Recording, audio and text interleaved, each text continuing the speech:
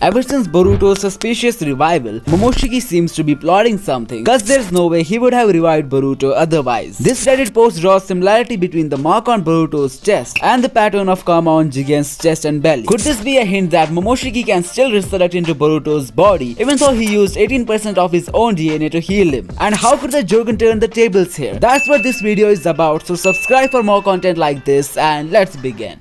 It was chapter 67 when the plot of Boruto got a major twist as Momoshiki saved the blue-eyed boy from dying by converting the remaining 18% of his DNA into cells and tissues, which also saved his soul from eradication. The reason Momoshiki told Boruto was that he didn't want his existence to extend, so he did a favor to Boruto by saving his life. In return, he would stay inside of his consciousness as a bystander. Many people believe Momoshiki had turned good, while some believed he was up to something. In a follow-up chapter, Amado said that chances are Momoshiki would still be able to overtake Boruto's body, while Boruto believed he would be able to control his Otsutsuki powers more efficiently now. Most of the fandom was expecting Boruto's Jougan to awaken when he was on the verge of dying. The power of the Pure Eye nullifying the curse of karma and providing Boruto with a new life could have worked out well for the plot, but things turned out the other way and Momoshiki still remains inside of Boruto's consciousness as well as the plot. So could it mean that the writers have forgotten about the Jougan, thus Boruto mastering the Otsutsuki powers has totally eliminated his need of another super power-up? But what if the Jougan is there to save Boruto from a greater danger that resides inside of it? And that danger could be none other than Momoshiki himself, and here's why I think so.